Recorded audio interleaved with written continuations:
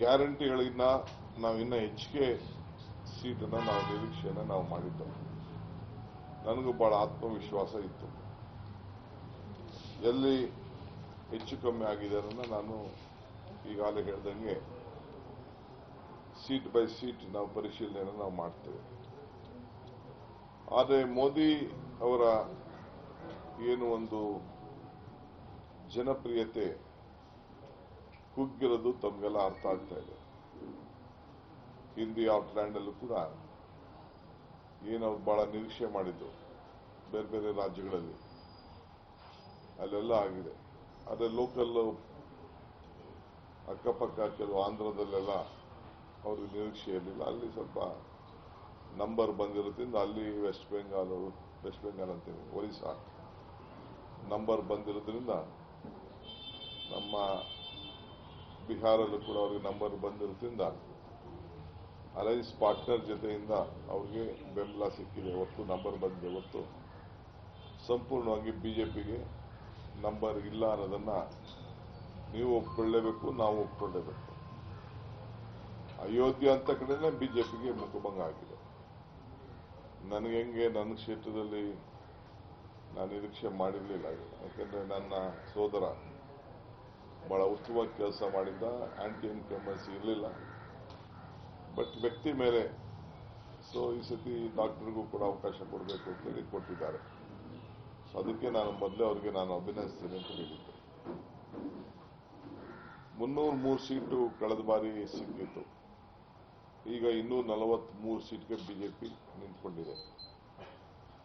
10 ವರ್ಷದ ನಂತರ ಕಾಂಗ್ರೆಸ್ ಪಕ್ಷಕ್ಕೆ ಈ ನಂಬರು ಮತ್ತೆ ಬಂದಿದೆ. ಏನು ಇವತ್ತು 100ಕ್ಕೂ ಹತ್ತಿರ ಬಂದಿದೆ. ಅದು ಕೆಲವು ಬೇರೆ ಬೇರೆ ಏಜೆನ್ಸಿಗಳಲ್ಲಿ ಬೇಕಾದಷ್ಟು ಪ್ರಯತ್ನವನ್ನ ಮಾಡಿದ್ರು ಉತ್ತರ ಭಾರತದಲ್ಲಿ, ಅದೇನು ಎಫೆಕ್ಟ್ ಆಗಲಿಲ್ಲ. ಎನ್ಡಿಎಗೆ ನಿಚ್ಚಳ ಬಹುಮತ ಇಲ್ಲ ಅನ್ನೋದಕ್ಕೆ ನಂಬರ್ಸ್ ಇರ್ಬೋದು. ಬಟ್ ಅಡ್ಜಸೆಂಟ್ ಪಾರ್ಟಿ ಬೇರೆ ಬೇರೆ ಅವರ ಪಾರ್ಟಿ ಅಲೈನ್ಸ್ ಪಾರ್ಟಿಗಳಿಂದ ಸ್ವಲ್ಪ ಅವರಿಗೆ ಅನುಕೂಲ ಆಗಿದೆ. ಆದರೆ ನಮ್ಮ ಕಾಂಗ್ರೆಸ್ ಪಕ್ಷದ ಮೇಲೆ ವಿಶ್ವಾಸ ಹೆಚ್ಚಾಗಿದೆ. ನಮ್ಮ ಕಾಂಗ್ರೆಸ್ ಪಕ್ಷನ ಮುಗಿಸೇ ಬಿಡ್ತೀವಿ, ಕಾಂಗ್ರೆಸ್ ಮುಕ್ತ ಭಾರತ ಮಾಡ್ತೀವಿ ಅಂತ ಏನು ಹೇಳಿದ್ರು ಅದು ಮುಂದಕ್ಕೆ ಮಾಡಲಿಕ್ಕೆ ಸಾಧ್ಯ ಇಲ್ಲ ಅನ್ನೋದಕ್ಕೆ ಈ ಎಲೆಕ್ಷನ್ ತೋರಿಸಿದೆ.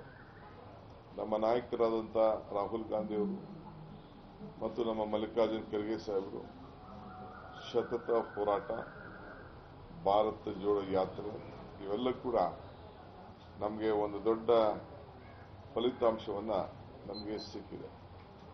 ರಾಜಕಾರಣದಲ್ಲಿ ಏನ್ ಬೇಕಾದ್ರೂ ಆಗಲಿಕ್ಕೆ ಸಾಧ್ಯತೆ ಇದೆ. ಆ ರೀತಿ ನಂಬರ್ಗಳು ಕೂಡ ಬಂದಿದೆ. ನಾನು ಅದ್ರ ಬಗ್ಗೆ ಹೆಚ್ಚಿಗೆ ನಾನು ಚರ್ಚೆ ಮಾಡಕ್ಕೆ ಹೋಗುದಿಲ್ಲ. ಕಳೆದ ಚುನಾವಣೆಗಿಂತ ಕಾಂಗ್ರೆಸ್ ಪಕ್ಷಕ್ಕೆ ಬಹಳ ಪಾರ್ಲಿಮೆಂಟ್ ಅಲ್ಲಿ ನಮ್ಮ ಶೇಕಡ ಹೆಚ್ಚಿಗೆ ಆಗಿದೆ.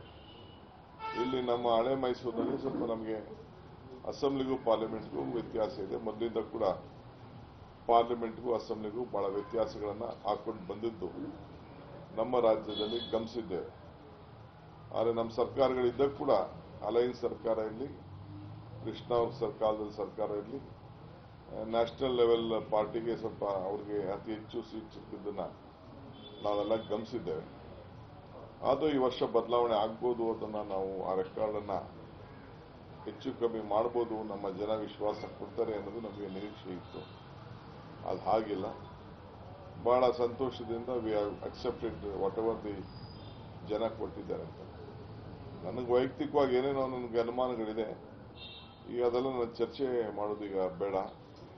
But with lot of respect ಜನರ ಮ್ಯಾಂಡೇಟ್ ಅನ್ನ ಒಪ್ಕೊಳ್ತಾ ಇದ್ದೀನಿ. ಯಾಕೆ ನನ್ನ ಕ್ಷೇತ್ರದಲ್ಲೇ ನಾನು ಕನಿಷ್ಠ ಅವರಿಬ್ರು ಒಂದಾಗಿದ್ರು ಕೂಡ ನಮ್ಮಲ್ಲಿ ಆಂಟಿ ಕಾಂಗ್ರೆಸ್ ವೋಟ್ಸ್ ಎರಡು ಒಂದಾಗ್ತಿದೆ ನಮಗೆ ನಿರೀಕ್ಷೆ ಇತ್ತು.